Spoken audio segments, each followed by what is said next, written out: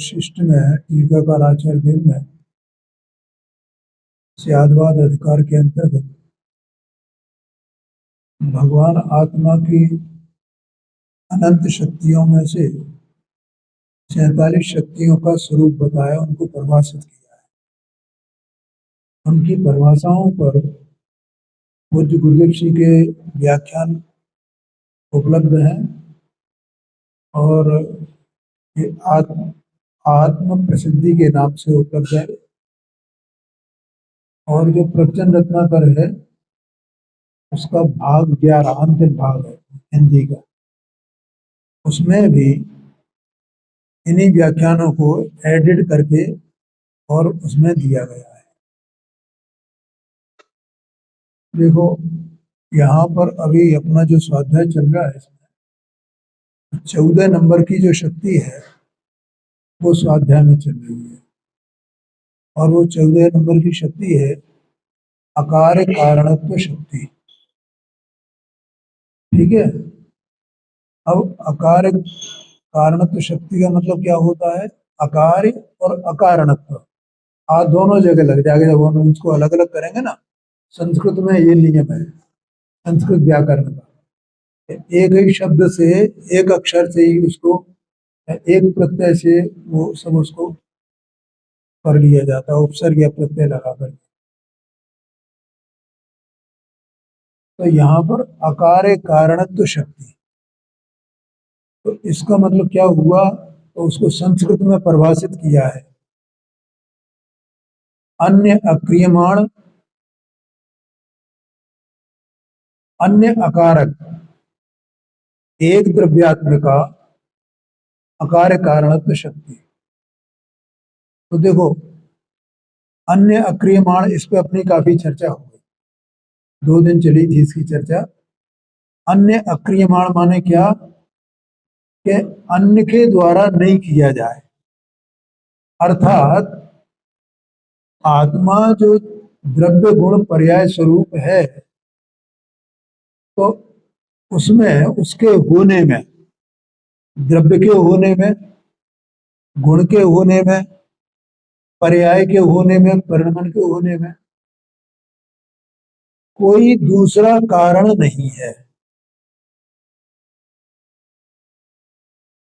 समझ में आया ना? कोई दूसरा कारण, उद्गल ये या कर्म या शरीर आदि या देवगुरु शास्त्र, ये कोई भी उसमें कारण नहीं, या स्त्री पुत्रादि बाहर के, आत्मा का द्रव्यपना, गुणपना, जो पर्यायपना, ये सब है, ये परिणमनशीलता उसकी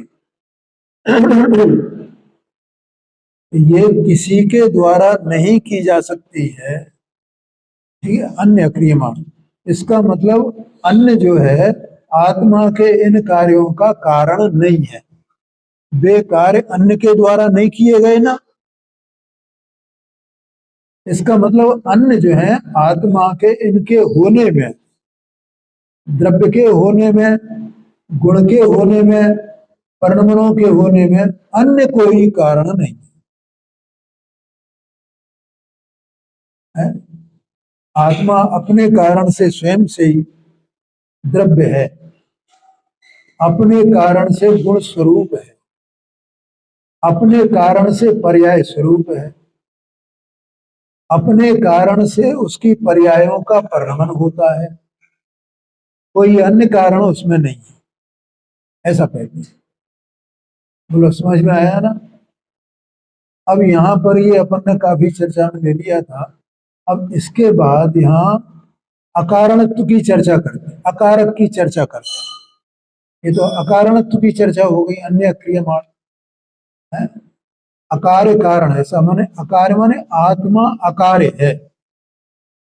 क्यों है आत्मा कार्य? क्यों? आत्मा का स्वभाव है, आत्मा की शक्ति ऐसी है, तो किसी का दूसरे का कार्य नहीं है, अकार्य है ना। उसको हिंदी में अकार्य कारणत्व शक्ति कहा गया।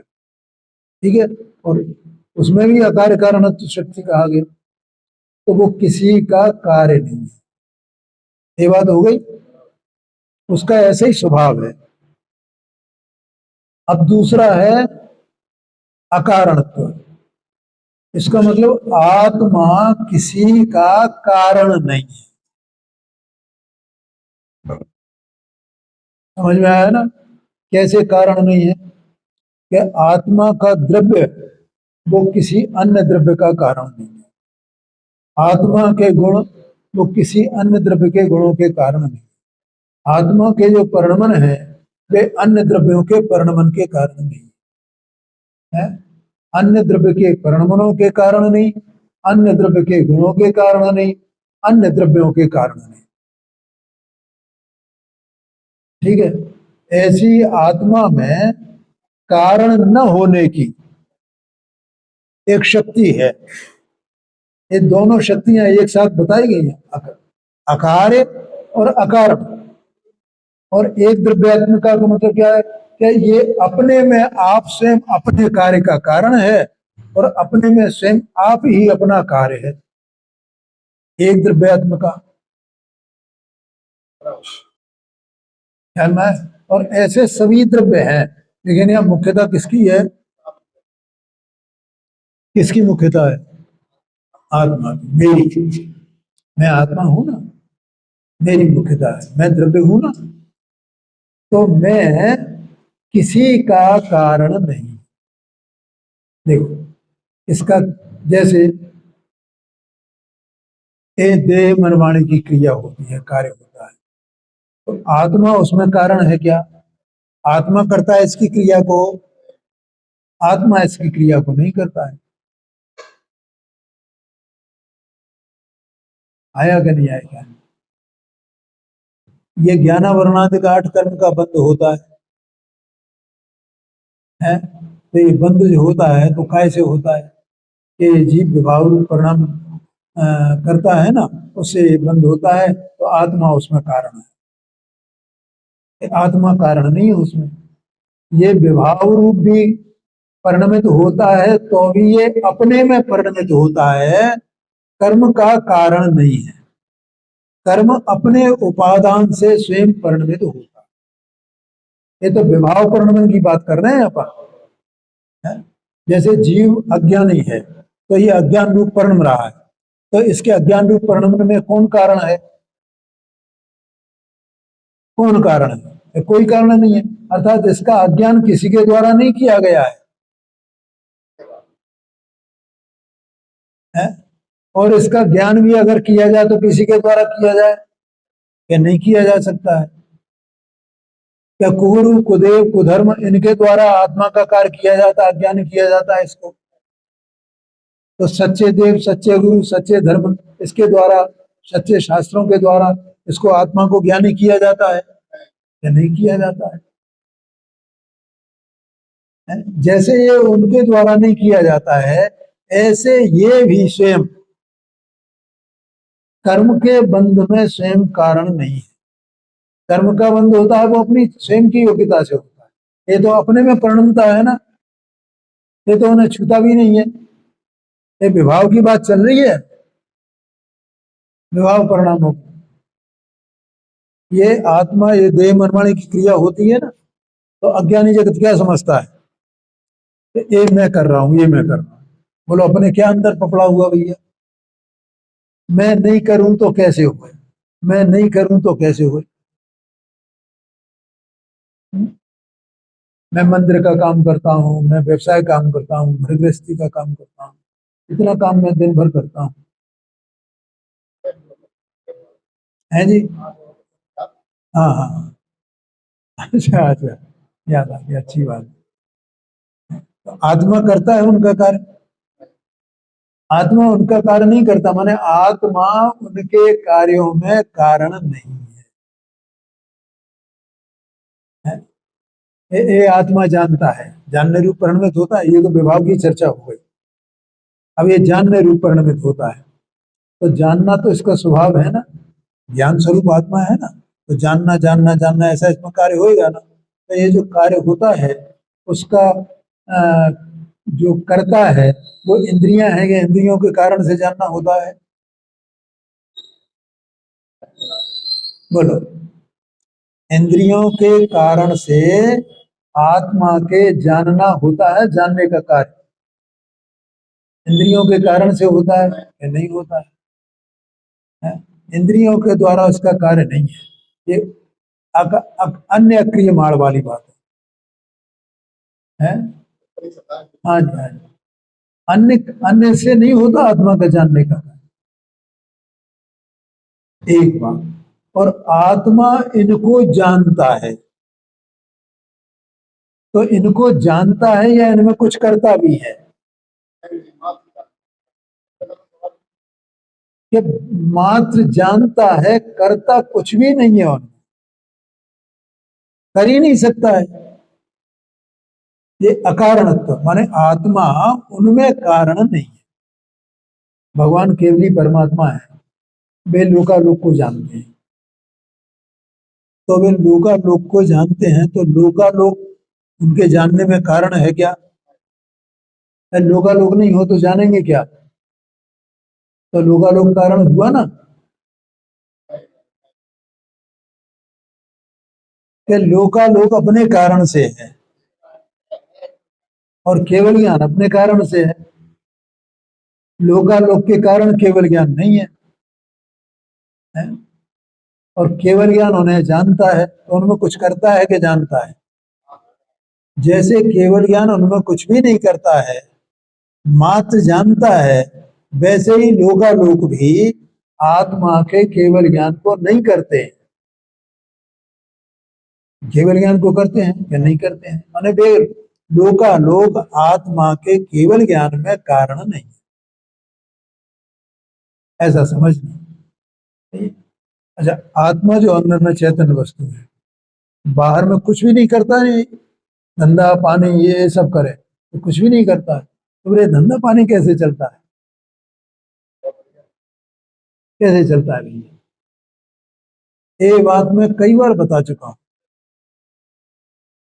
है कि एक आत्मा जो है ना, ज्ञान अवस्था हो या अज्ञान अवस्था हो, जब तक संसार है जीव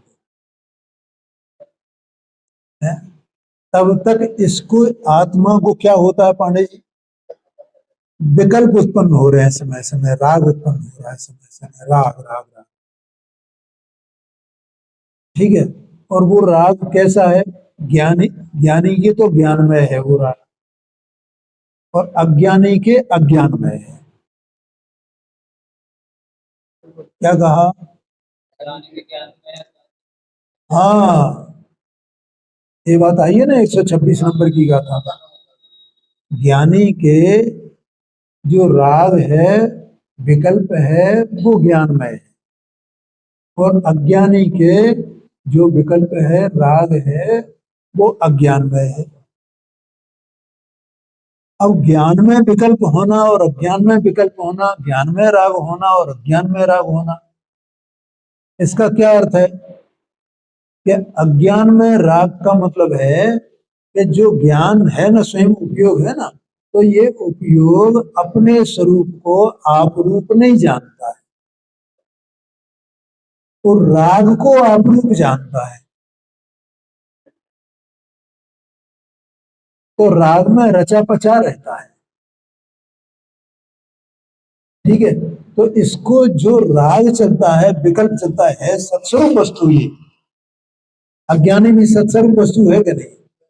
तो इसे जो विकल्प चलता है, उस विकल्प का तो ये कथनचित करता है।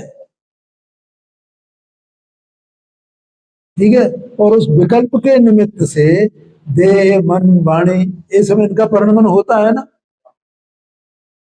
है?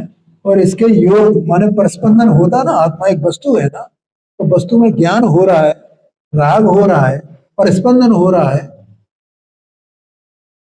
क्या बोला मैंने?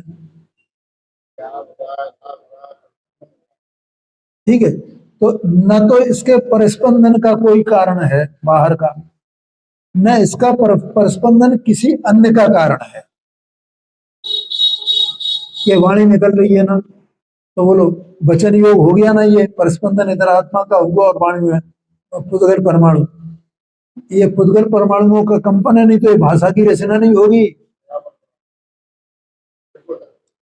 ये भाषा की रचना हो रही है ना, वो चाहे वो निरक्षरी हो चाहे अक्षरी हो,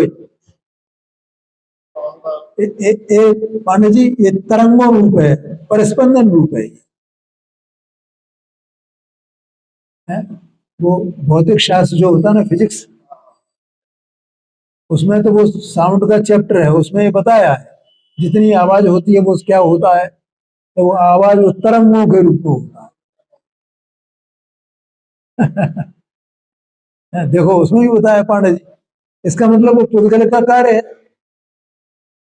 अगर वो नहीं, वो उसका पुद्गल का कार्य नहीं होता तो वहां लिखा कैसे जा सकता था? आत्मा का कार्य तो उसमें लिखा नहीं होगा, आत्मा का कार्य तो इसमें लिखा है?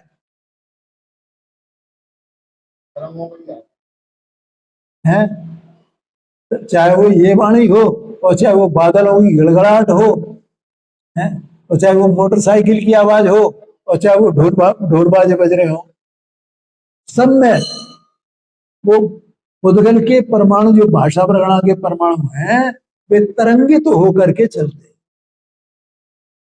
ठीक है, और यहाँ जैसे ये आवाज निकल रही है तरंगित होकर, और उसकी अक्षरों की रचना होती जा रही है ना, उसी काल में यहाँ विकल्प हो रहा है ना, और आत्मा के प्रदेशों में प्रस्पंदन हो रहा है ना, तो वो आत्मा अपने प्रस्पंदन का कारण है कि इसका कारण है ये पुद्गल की तरंगों का? पुद्गल की तरंगों का कारण है आत्मा, कि आत्मा कारण नहीं है? ये तो विभाव रूप प्रणमन की बात कर रहा हूं मैं।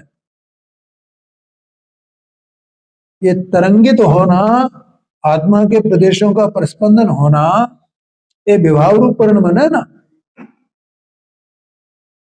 है? और विकल्प होना, ये विभाव रूप प्रणमन है ना।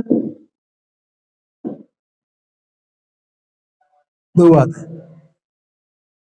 समझ में आया कि नहीं आया?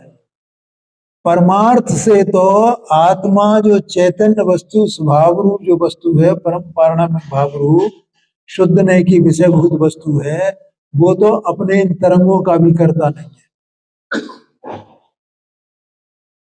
है, अपने ये राग का भी करता नहीं है वो। बोलो पांडे जी, थोड़ी गंभीर बात है। लेकिन यहाँ ये बात नहीं, यहाँ तो ये बताना है कि ये अन्य का कारण नहीं है, अकारणत्व तो है इसमें। समझ में आया कि नहीं है? हाँ जी, हाँ जी,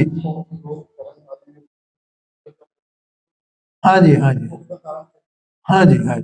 तो आत्मा उसका कारण नहीं है, अन्य का कारण नहीं है। देह मन वाणी की क्रिया है, भाषा वर्णना की क्रिया है, इनका कर्ता, चाहे हम मंदिर में ये कार्य कर रहे हैं, चाहे हम घर गृहस्थी में करें, चाहे हम अपने कार्यस्थल में ये कार्य करें,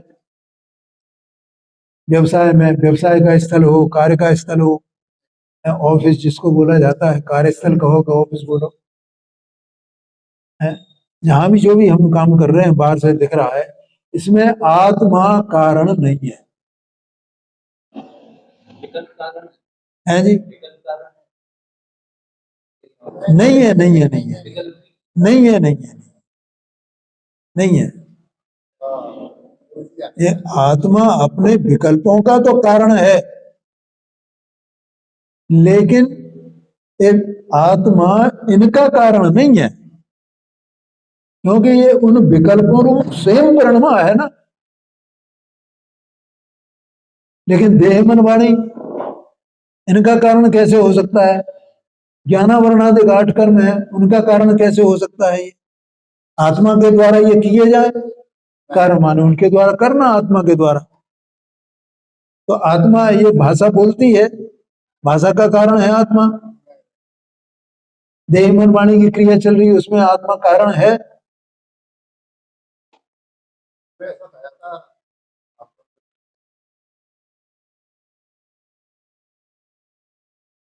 देखो ये निमित्त नैमित्तिक भाव को बताने के लिए है, यहाँ आत्मा की शक्तियों की बात चल रही है। तो आत्मा में इस प्रकार की शक्ति नहीं है। आत्मा जो चैतन्य वस्तु है ना, तो आत्मा में इस प्रकार की शक्ति नहीं है कि वो अन्य द्रव्य के कार्यों का कारण होए। क्या कहा? अपने कार्यों का तो कारण हो सकता है, उसका निषेध नहीं है, लेकिन अन्य द्रव्य के कार्यों का कारण होए ऐसी उसमें शक्ति नहीं है। शक्तियां है ना आत्मा में ना, समझ में आया ना? तो ऐसे उसमें आत्मा में वो शक्तियां नहीं है।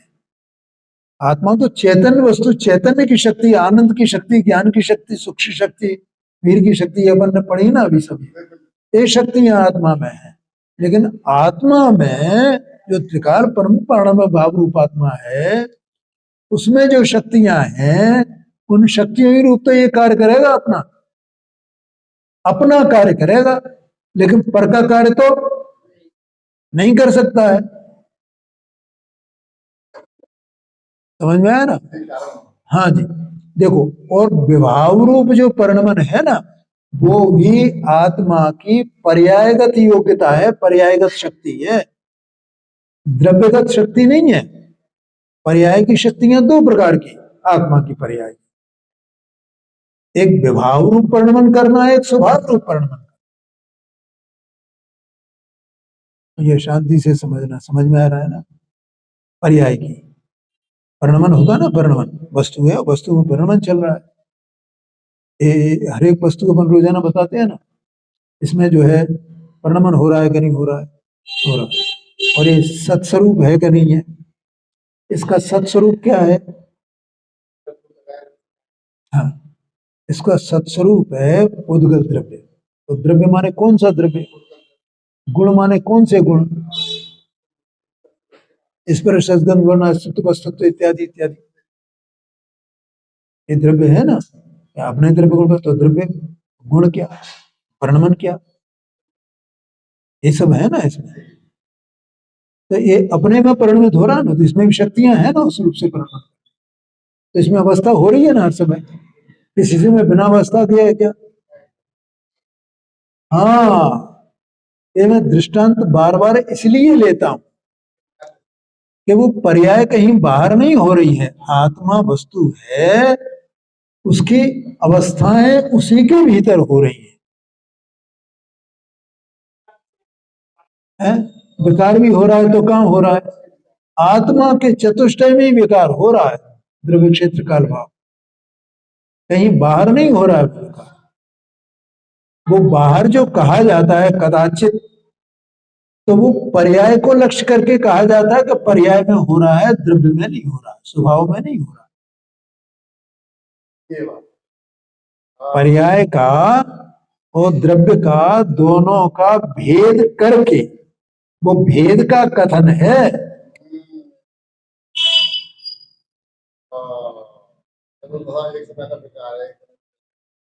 ख्याल में आया कि नहीं है? भेद का कथन है वो। पर्याय और द्रव्य कथनचित अभेद हैं, कथनचित भेद रूप हैं। वे सर्वथा अभेद हो ऐसा भी नहीं है, सर्वथा भेद होए ऐसा भी नहीं है जी। चतुष्टय वो अभेद भी है और भेद भी है। जब वस्तु ही भेदाभेद स्वरूप है, तो उसका चतुष्टय भी तो भेदाभेद स्वरूप हो सकता है।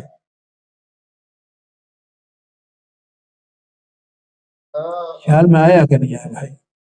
हमें पर्याय के नाम पे पर्याय बाहर दिखाई देती है, पर्याय बाहर नहीं है भैया, पर्याय द्रव्यगत ही है, द्रव्य में ही है। अनंत अनंत काल निकल गया और आगे अनंत काल रहने वाला है ये द्रव्य सत्स्वरूप। इन कभी इसकी पर्याय से बाहर होगी, अलग होगी क्या? है ही नहीं। तो पर्याय में विकार होता है तो विकार भैया ये तो बाहर होता है, तो ऊपर ऊपर होता है, ऊपर तरंती, ऐसा ऐसा कलश आया है ना। हाँ भैया।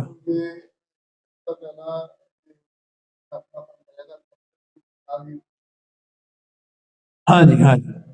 देखो, विकार दो प्रकार से हो सकता है। अज्ञान दशा में तो विकार हो ही रहा है, क्योंकि विकार में अपनापन कर रहा है, ठीक है। लेकिन ज्ञान दशा में भी जब तक पूरी तरह उसका कारण, जो विकार का कारण है ना, बाहरी कारण है माने ज्ञानावरणाधिक 8 कर्म, विशेष तौर पे 8 कर्मों में से मोह नहीं कर्म है। जब तक उसका सद्भाव है तब तक इसकी अवस्था में विकार होगा, जब तक उसके उदयादिक हैं तब तक, ठीक है। तो वहां विकार हो सकता है, ठीक है। ये तो उधर से कही गई अपन ने कर्म की तरफ से बात, और इधर से कहें तो कि जब ये शुभोपयोग होगा या अशुभोपयोग रूप परिणमेगा का ज्ञानी भी अपनी तरफ से, तो विकार होगा, माने अपने शुद्ध स्वरूप से पतित तो होएगा, चारित्र अपेक्षा से तो विकार होएगा, और चारित्र अपेक्षा से पतित नहीं हो तो, क्योंकि सम्यक दर्शन सम्यक ज्ञान हुआ, इसलिए तो वो ज्ञान ही है, वो द्रव्य वो चैतन्य वस्तु ज्ञानी क्यों कही गई, क्योंकि वहां सम्यक दर्शन और सम्यक ज्ञान है, उससे निष्पन्न है, इससे संपन्न है वो, इसलिए वो ज्ञानी है। ज्ञान का उदय हो गया ना उसके, तो सब कुछ जानता है, इसलिए वो ज्ञानी है। लेकिन चारित्र अपेक्षा से भी विकार का सर्वथा अभाव नहीं हुआ है, इसलिए वहां विकार रह सकता है। लेकिन ज्ञानी उस विकार का कर्ता नहीं होता है, हाँ जी, क्योंकि वस्तु के भीतर जो सम्यक ज्ञान प्रकट हुआ है, तो सम्यक ज्ञान उस विकार का ज्ञाता होता है। वो ये जानता है कि मैं तो अपना कार्य करता हूँ, मैं पर का कार्य थोड़ी करता हूँ, ज्ञान जानेगा कि नहीं जानेगा। मैं किसका कार्य करने वाला, अपना कार्य, पर का कार्य नहीं करने वाला, क्योंकि वो विकार उसके अनुसार पर है। ज्ञान में ऐसे ही जानने में आ रहा है ना, तो वह ज्ञानी के लिए वो विकार भी पर है, तो वो ज्ञानी उसका पर का करता नहीं है, माने वो उस विकार में कारण नहीं है ज्ञानी। ये ऐसी है अकार्य अकारण तो शक्ति आत्मा में है,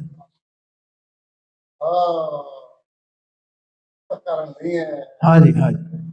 आत्मा उस विकार को उत्पन्न करने वाला नहीं है। एक यहाँ अब ये मुख्य जो शक्ति है उसकी बात आ गई। अभी तो अपन विभाव की बात कर रहे थे, अब स्वभाव की बात करें तो, क्योंकि ज्ञानी सत्स्वरूप वस्तु उसको पर्याय में स्वभाव प्रकट हो, स्वभाव व्यक्त हो, वो पर्याय में स्वभाव रूप परिणमा है। क्या नवीन भाई, वस्तु है ना सत्स्वरूप, देखो हम जब तक वस्तु को सत्स्वरूप को नहीं पकड़ेंगे, वहां हमारी दृष्टि नहीं हो गई, तब तक ये बात अपने को समझ में नहीं आएंगी भाई, है। इसलिए मैं इस बात पर जोर देता हूं कि वस्तु सत है, स्वतंत्र है, अकेली है, परिपूर्ण है। उसकी सत्ता को, भले ही अभी अज्ञान दशा है, तो अज्ञान दशा में भी उसकी सत्ता को स्वीकार करो। इस सत्ता को स्वीकार करने से क्या होगा कि उसकी स्वतंत्रता जानने में आएगी। क्या जानने में आएगा, इसका मतलब मैं स्वतंत्र वस्तु हूं ना, इसका मतलब मैं किसी की अधीनता में नहीं हूं ना। और स्वतंत्रता दोनों तरफ से लगाना, अपनी तरफ से और पर की तरफ से भी। मैं पर के अधीन नहीं तो पर भी मेरे अधीन नहीं है, कैसे हो। अगर मैं अज्ञान रूप परिणमा हूं तो उसमें वो कोई पराधीनता नहीं है मेरी, और मैं ज्ञान रूप परिणमा हूं तो उसमें भी कोई पर की पराधीनता नहीं है, पर से नहीं हुआ है मेरा ज्ञान। हाँ जी, मान्यता में दोष है। क्या भैया, दो बातें हो गई ना, कौन कौन सी दो बातें हैं। हाँ जी, तो स्वाधीनता में केवल अपना नहीं लेना कि मैं अपने में स्वाधीन हूं, तो तेरी स्वाधीनता का कोई कारण है क्या, या नहीं। इसका मतलब कि मेरी स्वाधीनता को कोई करने वाला नहीं है। अच्छा, हम ये पूछते तू दूसरे की स्वाधीनता को करने वाला है क्या, कि नहीं है? तो उसकी पराधीनता को करने वाला है कि नहीं? वो उसको अपने अधीन बनाने वाला है कि नहीं? ये अकार्य कारणत्व शक्ति है कि ये दूसरे को पराधीन नहीं बना सकता है, दूसरा ऐसे पराधीन नहीं बना सकता है, इसकी स्वाधीनता को पर नहीं करता है, ये दूसरे की स्वाधीनता को नहीं करता है। आया कि नहीं आया? क्या इतनी स्वतंत्रता है। इसलिए जब हम वस्तु के सत्स्वरूप को समझेंगे तो हमें जो है वो वस्तु की स्वाधीनता क्या है ये समझ में आएगी। तब हमें ये बात समझ में आएगी कि वस्तु का परिणमन भी वस्तु के भीतर ही होता है, कहीं बाहर नहीं होता है। और वो जो पर्याय होती है ना, वो पर्याय भी स्वयं एक विकार रूप या अविकार रूप होती है? और ज्ञानी तो वो होए तो वो ज्ञान उसको जानता है विकार को, और अविकार हो तो अविकार को जानता है। ज्ञानी ही, ज्ञानी माने क्या? उसका स्वभाव पर्याय में व्यक्त हो जाना, इसका नाम आत्मा का ज्ञानी हो जाना है?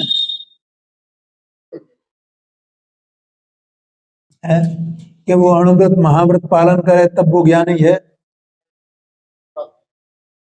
क्या पांडे जी बोलो, कैसे कैसे ज्ञानी कैसे भैया? क्या करे वो ये जिससे वो ज्ञानी दिखे? है? माने इससे बाहर की किसी भी क्रिया से, किसी भी वेश से उससे ज्ञानी अज्ञानी का मतलब वो नहीं है संबंध। क्या कहा? अरे आत्मा स्वयं सत्स्वरूप वस्तु है ना, क्या उसके जो उसका जो ज्ञानीपना है, उसका जो ज्ञान है, सम्यक ज्ञान है, वो क्या वेश के अधीन है, क्रिया के अधीन है? ये जो कहा जाता है ना कि व्यवहार करते करते निश्चय होगा, व्यवहार करते करते निश्चय होगा, उन्हें व्यवहार का तो क्या स्वरूप है ये खबर नहीं है, निश्चय का क्या स्वरूप है ये खबर नहीं है। तो वो उसका उसका नाम व्यवहार है ऐसा मानते हैं। कल बताया था ना कि व्यवहार किसको कहते हैं और निश्चय किसको कहते हैं। तो ये मानता है व्यवहार वो कारण है और ये कार्य है, तो व्यवहार कारण है उसमें, उसने जाना ही नहीं है। इसका मतलब बाहर का वेश, बाहर की क्रिया, व्रत तपशील संयमादिक भाव, ये विकार, वो ये भी विकार हुआ ना उसका भाव, ये भी आत्मा के ज्ञान में कारण नहीं है, ज्ञान के होने में। अब ये स्वभाव की बात, वे कारण है क्या? उनसे होगा क्या?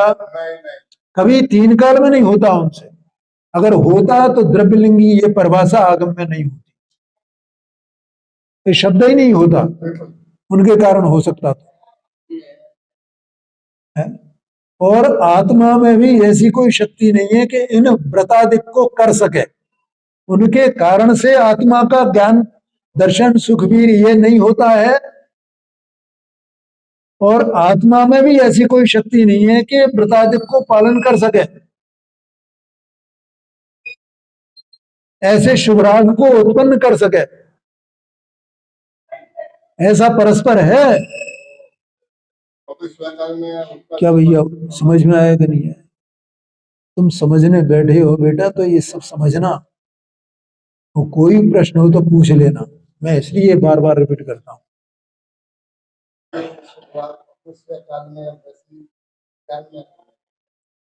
है जी? हाँ जी, हाँ जी, हाँ जी। नहीं, आत्मा कारण है ही नहीं उसका, वो आत्मा का कार्य है ही नहीं ना। वो शुभराग का कार्य आत्मा का नहीं है, आत्मा का कार्य ज्ञान करने का है, वो जानता है उसको लेकिन उसको करता नहीं है।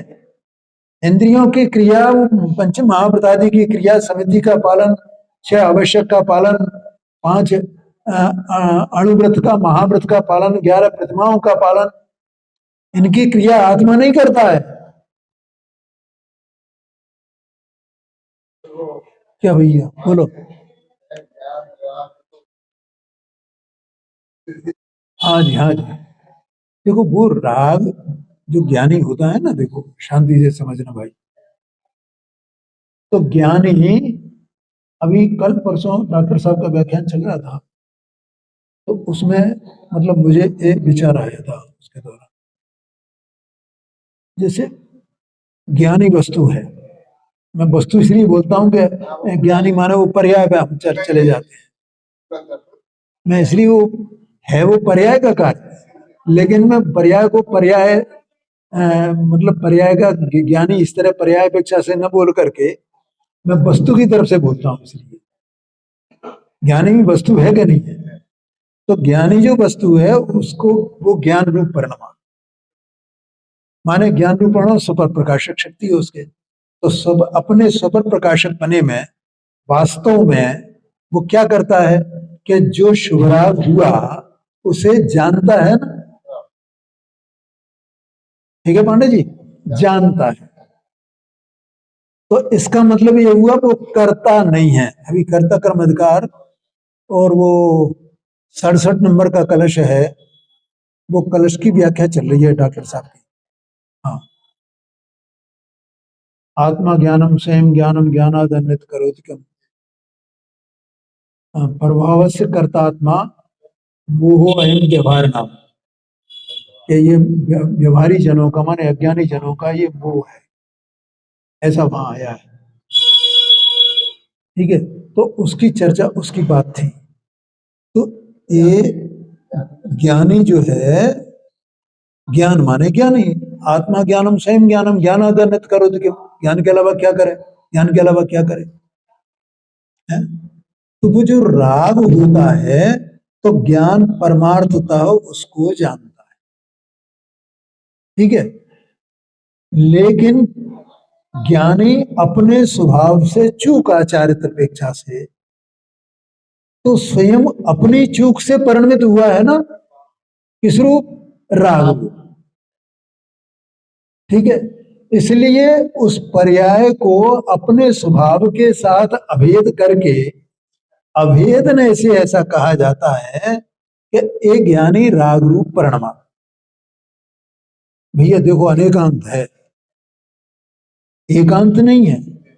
कथनचित उसमें कर्म कारण है, वो कर्म का भाव है, और कथनचित वो कर्म का भाव नहीं है, वो आत्मा का ही भाव है।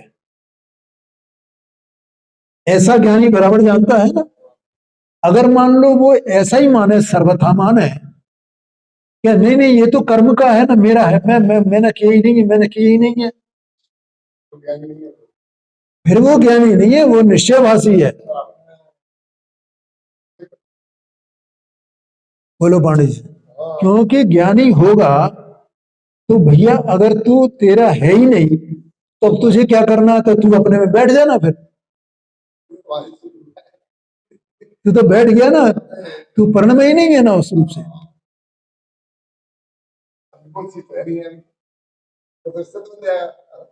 भैया समझ में आ रहा है कि नहीं आ रहा है? हाँ, थोड़ा शांति से समझना, क्या करें। हाँ जी, हाँ जी।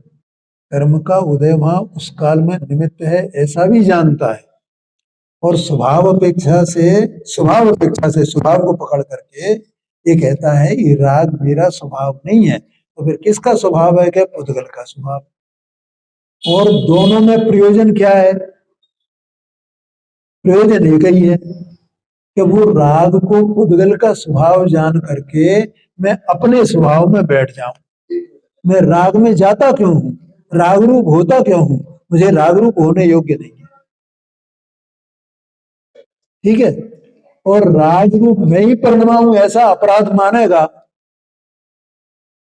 तब तो राग से विरत होकर के स्वभाव की तरफ जाएगा। तो दोनों में बात तो एक ही है ना, प्रयोजन तो एक ही है ना। तो इसलिए ज्ञानी कोई एकांत नहीं होता है। हाँ जी, हाँ जी। ठीक है, और इसको इस प्रकार से भी कहा जाता है कि एक द्रव्य की पर्याय है, वो ज्ञानी है कि अज्ञानी है। ज्ञानी भी होए, वो द्रव्य है ना ज्ञानी, उसकी वो विकारी पर्याय है ना, तो जो वो विकारी पर्याय है तो अशुद्ध द्रव्यार्थिक नय से इसी द्रव्य की है ना, द्रव्य को मुक्त करके अशुद्ध द्रव्यार्थिक नय से इसी द्रव्य की है ना, यही द्रव्य उस पर्याय रूप परिणमा है ना। और अशुद्ध द्रव्यार्थिक नय माने पर्यायार्थिक नय, और पर्यायार्थिक नय माने व्यवहार नय। तो व्यवहार में से वो इसी का है ना, उसको अशुद्ध सद्भूत व्यवहार कहते हैं। ये द्रव्य स्वयं परिणमा है। आया समझ में कि नहीं आया? ऐसा है। तो वो, लेकिन यहां तो जब स्वभाव की मुख्यता की जाएगी, स्वभाव की मुख्यता की जाए, तो ये इसका स्वभाव और वो उसका स्वभाव, फिर स्वभाव अलग अलग किया जाएगा ना। आत्मा का स्वभाव क्या है? कि ज्ञान। आत्मा का स्वभाव ज्ञान है, तो राग स्वभाव है क्या? क्या नहीं। तो फिर राग किसका स्वभाव है? पुद्गल का स्वभाव। हाँ जी, हाँ। इसलिए जो ज्ञानी है वो राग का कर्ता नहीं है, राग उसका कार्य नहीं है, राग का वो कारण नहीं है। बोलो समझ में आया कि नहीं आया? ऐसा कहते हैं। हाँ जी,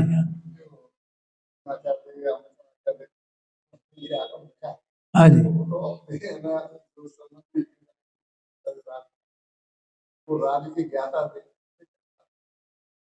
हाँ जी भाई, जो नए की व्यवस्था है ना उसके हिसाब से समझ रहे हो उसमें। अभी बताया ना, क्या कहा है?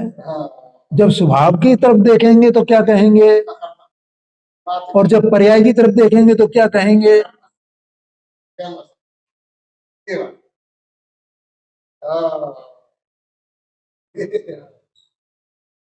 समझ में आया कि नहीं? देखो, अमृत चंद्राचार्य स्वामी ने पुरुषार्थ सिद्ध उपाय में, इसमें भी और भी जो ग्रंथों की रचना की है, टीकाएं की हैं प्रवचन सार जी में, तो उन्होंने अंत में एक कलश लिखा हर एक में, और ये बताया कि भैया तुम ऐसा मोह में मत नाचना कि ये अमृत चंद्र ने किया है।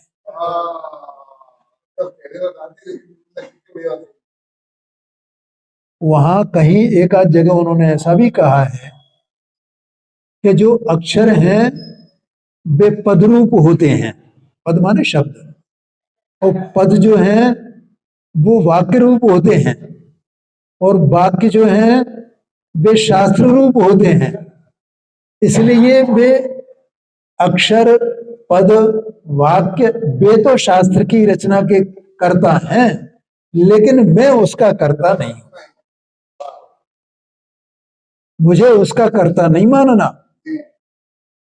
ठीक है, तो वहां उन्होंने राग का निषेध तो नहीं किया ना।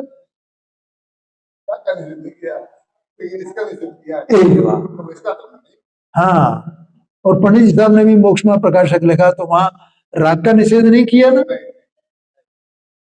क्योंकि ये लिखने का कार्य पर्याय का विकार है ना।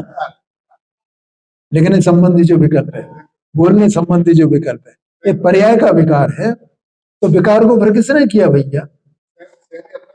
तो उसके बिना ये इसकी रचना कैसे होती? तुम विकार को तो स्वीकार करो। है? तो उसे अपना अपराध भी जानते हैं और उसके कर्ता भी नहीं होते हैं, ऐसा समझना। ख्याल में आया ना? समय हो गया है। हाँ, वो प्रश्न आपका याद आया हो तो अभी पूछ लो। हाँ जी, हाँ हाँ, और जानने में आ रहा है।